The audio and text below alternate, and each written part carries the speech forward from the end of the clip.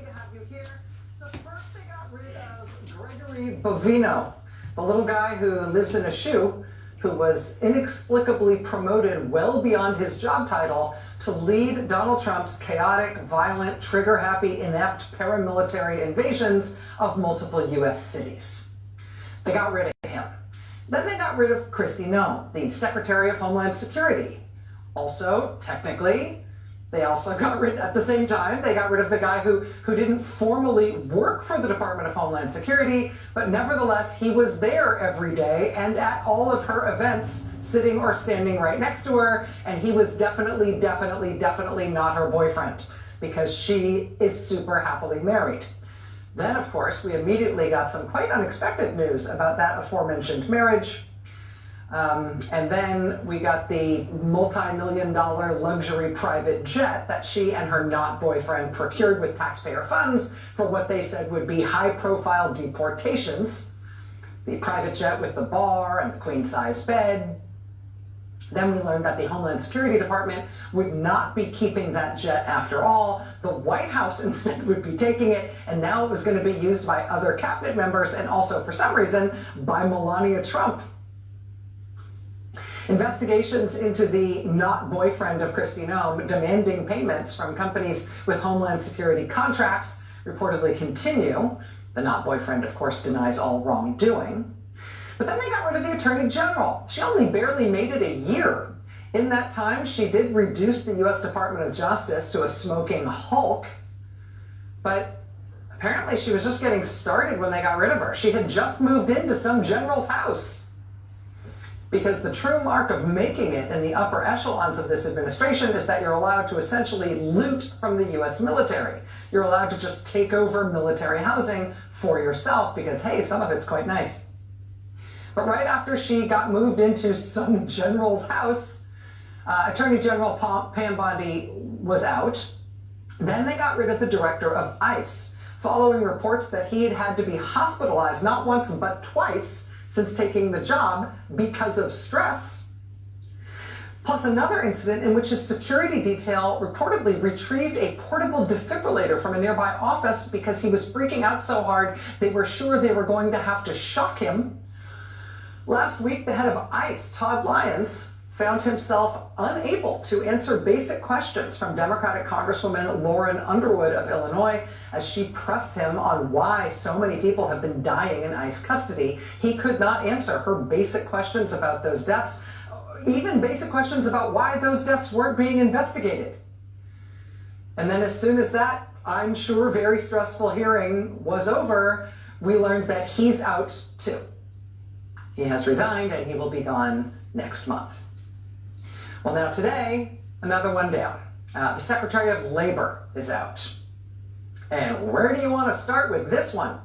In January, the New York Post was first to report on a complaint about Trump's labor secretary that had been made to the department's inspector general. And I got to tell you, the New York Post has since done a ton of groundbreaking reporting on this scandal at Trump's Labor Department. But because it's the New York Post, and I'm going to show you some of their reporting, I feel like I just have to mention at the outset that they do decide to decorate much of their reporting on this scandal with photos of Trump's labor secretary in a bikini. Not every article, but a lot of their articles about this just randomly have pictures of her in a bikini. And that's just kind of the business model over there. But the reporting is what it is. Trump's labor secretary, Lori Chavez DeRemer, faced allegations of drinking in the office during the workday, and of taking staff members to strip clubs, and of taking personal trips at taxpayer expense. She was accused of pursuing a sexual relationship with a member of her security detail. That member of her security detail was then put on leave, then he resigned, then her chief of staff was forced out, then her deputy chief of staff was forced out, then her director of advance was forced out. Then we learned that her husband, hey, there's a husband, he was banned from going inside the Labor Department's headquarters building. That ban on him entering the building came after two Labor Department staff members accused him, the secretary's husband, of sexually assaulting them at the Labor Department headquarters building. The husband denies wrongdoing, But then the hits just kept coming. Last week, the New York Times was first to report on Trump's labor secretary allegedly sending text messages to her employees during the workday, telling them to bring her wine. The Times says it has reviewed the messages and that they're part of an Inspector General investigation. We here at MS Now have not reviewed the messages and have not independently confirmed this reporting. But this is what the Times says, quote, in one text message, Ms. Chavez-DeRemer asked a staff member to bring rosé to her hotel room. The messages are undated, but a picture of the menu in the text message exchange suggests it comes from a hotel bar in Myrtle Beach, South Carolina, where the labor secretary went on an official visit last July. She asked, quote, do they sell by the bottle? And it wasn't just the wine, the alleged day drinking, and having Labor Department employees bring her wine for day drinking. This is also from the Times, quote, Ms. Chavez-DeRemer's husband and father exchanged text messages with young female staff members at the Labor Department. Some of the young women were instructed by the Labor Secretary herself to, quote, pay attention. To, quote, pay attention to her husband and father. In an April 2025 exchange provided to investigators, Ms. Chavez-DeRemer's father wrote to a young female Labor Department staff member, quote, hearing you are in town, wishing you would let me know. I could have made some excuses to get out and show you around. Please keep this private. The young female Labor Department staff member responded, quote, will do, no need to worry. She apologized to him for not reaching out. He responded, quote, when are you leaving and where are you staying? This is the Labor Secretary's father. She allegedly told her young female staffers that they needed to, quote, pay attention to him. When are you leaving and where are you staying? 3 Labor Department staff members have filed civil rights complaints against Trump's labor secretary and the department, describing a hostile work environment. But now Trump's labor secretary is out too. As of tonight, Trump labor secretary Lori Chavez-DeRemer is out of her job. Her lawyer told us here at MS Now tonight, quote, Secretary Chavez-DeRemer did not resign due to findings that she violated the law. Her decision to leave office was personal. Personally, I think it's got a sting that I don't think they ever gave her a general's house. I mean, not like everybody else in the cabinet. I don't think she ever got one. Not even like an admiral's house. But now she's out as well. That said, the FBI director still has his job. The deputy director of the FBI, the podcaster guy, they got rid of him, but the other podcaster guy is still there in the director's job after learning about Director Kash Patel assigning the FBI SWAT team to be personal bodyguards for his girlfriend. After Director Kash Patel flew the FBI private jet to the Olympics so the taxpayers could pay for him to go to Italy and chug beer in the hockey team's locker room, FBI Director Kash Patel has now filed a lawsuit and a demand for $250 million against The Atlantic magazine, following The Atlantic reporting this weekend on what reporter Sarah Fitzpatrick described as his, quote, conspicuous inebriation.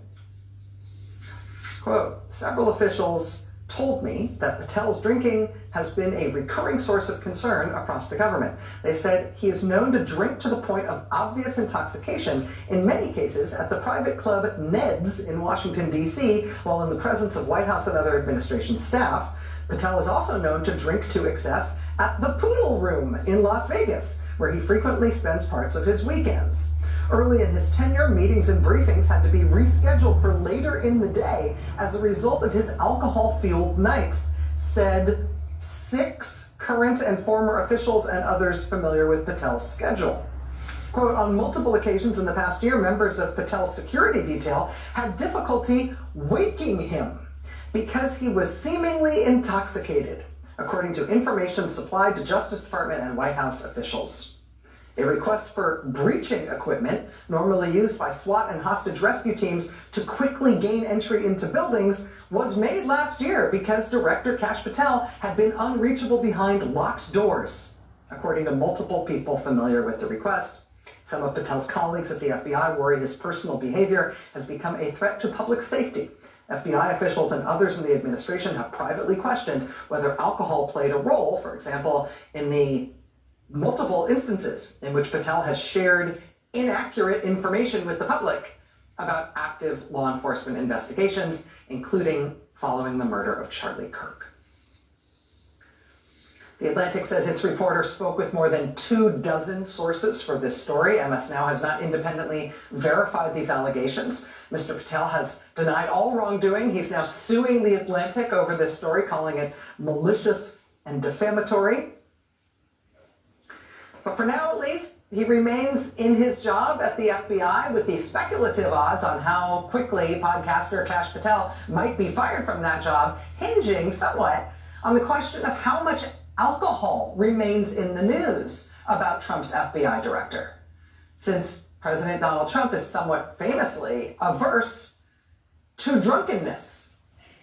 Hey, Pete Hegseth, still on the job as defense secretary as the supposed ceasefire in Iran comes to an end, and maybe there are talks in Pakistan, or maybe there are not, and maybe Vice President Vance is going to those talks again, or maybe he is not, and the president said he made a nuclear deal with Iran, and Iran says they did no such thing. And if you're trying to understand even something as basic as whether or not oil tankers and other ships are now safely navigating the Strait of Hormuz, I don't know what to tell you, but I can tell you that the US government has not turned out to be an accurate source of information on that rather crucial point. The U.S. military did update their casualty numbers today.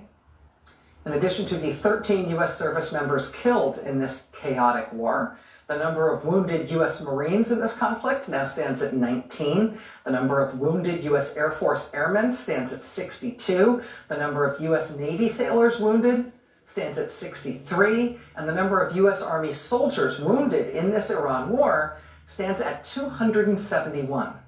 That means the current tally, provided we can trust these numbers from the Pentagon, the current tally is 415 U.S. wounded, 13 killed. As thousands more U.S. service members are being sent over there now, even as we speak, and as casualty numbers rise, do we think our servicemen and women are in good hands? Do we think that there is care being taken in terms of what they're risking their lives for? Wall Street Journal reported over the weekend that during the planning and then the operation to rescue a U.S. airman shot down in his F-15 inside Iran, quote, aides kept the president out of the room as they got minute-by-minute updates because they believed the president's impatience wouldn't be helpful. I strip on sick days. Breathe Right strips have spring-like bands that open your nose, instantly relieving nasal congestion. So every breath feels,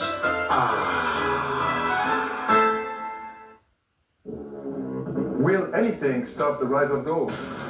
It reached record levels in October 2025. What is going on? The common assumption is that investors buy gold in times of trouble. And yet, things aren't really that bad. Another popular assumption is that central banks are swapping US dollar reserves for gold. It's the Wall Street Journal reporting attributed to a senior administration source. And again, we have not validated this reporting on our own terms, but if what the Wall Street Journal is reporting is true, that means in the middle of a war that Donald Trump started, White House aides believe President Donald Trump cannot be allowed around sensitive and urgent decisions because he's too much of a mess, so they need to keep him out of the room. Well, okay, how about the seasoned, far-sighted, experienced wise men the president has surrounded himself with generally, and specifically to help him make crucial decisions about this war that he started? Quote, some of the president's advisors were caught off guard that tanker traffic in the Strait of Hormuz would grind to a halt so quickly after the bombing began. They were caught off guard. Quote, Trump has since marveled at the ease with which the Strait of Hormuz was closed by Iran. He has marveled. Yes, who possibly could have ever seen that coming? They had no idea. Well, the war seems poised to start right back up again this week, with Americans still having no real idea, no credible explanation from the president as to why he has started this war, let alone how he might end it. President Trump continues to send his son-in-law to do the talking over there. His son-in-law, who does not technically work for the U.S. government, but is nevertheless doing the negotiating in the Middle East around whatever this war is about. Now, the president says Jared always acts in America's best interest, so nothing to worry about.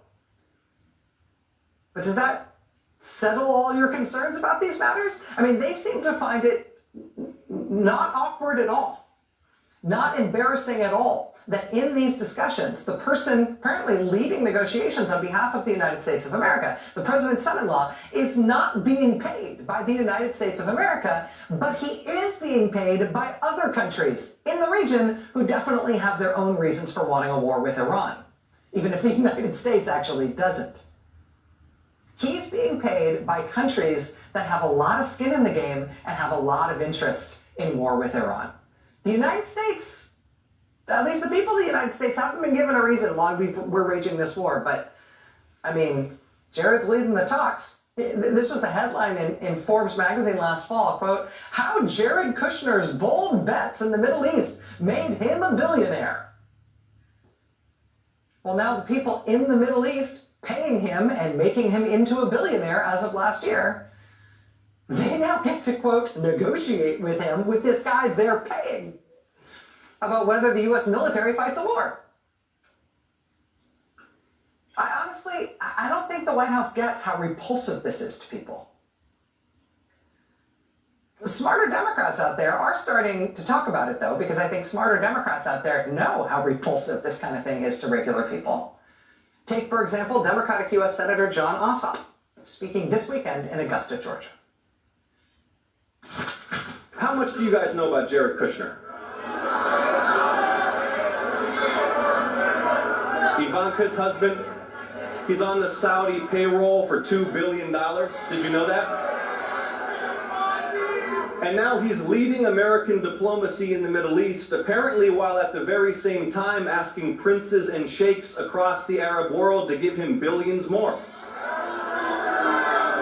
If you're watching this online, don't take my word for it. Look it up for yourself. Can you imagine like a normal sitting U.S. ambassador just hitting up Saudi Crown Prince Mohammed bin Salman for billions of dollars? But he's a Trump, a royal, a princeling. The rules are for us, not for them. I tell you what, never before have we seen so little effort to hide so much corruption. Democratic U.S. Senator Jon Ossoff of Georgia speaking this weekend. We're going to be speaking live with that senator in just a moment. In his state, in Georgia, the Trump administration has bought 2 warehouses where it is trying to build huge new Trump prison camps to hold people without trial. MS Now's Antonia Hilton just went to one of the towns where they're trying to do that, the little town of Social Circle, Georgia. And she found in this little Republican-leaning, Trump-supporting town, she found the town absolutely dug in and enraged against this planned prison camp, and particularly enraged against their Republican Congressman Mike Collins for not helping them. You should know Mike Collins is running against Jon Ossoff for his Senate seat in Georgia this fall. Watch. Helping lead the fight is Newton County Commissioner and real estate broker Leanne Long. DHS paid almost $130. So as a taxpayer, first of all, that's my first thing is, good Lord, you're wasting our tax dollars. In 2025, Newton County assessed the property's value at $29 million before construction was completed. This year, officials increased that estimate to $65 million. But DHS paid $128 million, a price tag that didn't even cover the cost of renovations to retrofit it for human habitation. When we asked why, DHS ignored us. Have you ever seen a deal like that? Never, Siri, never. The owner of that building, he cashed out, boy, big time. A longtime Republican organizer, now she says she can't even get a call back about what's happening in town. All of a sudden, we're calling and nobody cares. Nobody's answering. Nobody knows. They say they don't know. We're just wondering, how do they not know? So do you have some buyer's remorse right now? I do. I've helped a lot of these candidates in their races, and I can tell you, I won't be helping them now. I won't Really? be helping them. They don't have our back. They're not calling us. What would you say to them? I would say that Mike Collins, if you want our vote ever again, you need to help us and come down here and do something. You need to go to President Trump. You do all these videos with him like you're besties. So why don't you go with him and tell him, help us. That's Antonia Hilton reporting for MS Now. It's part of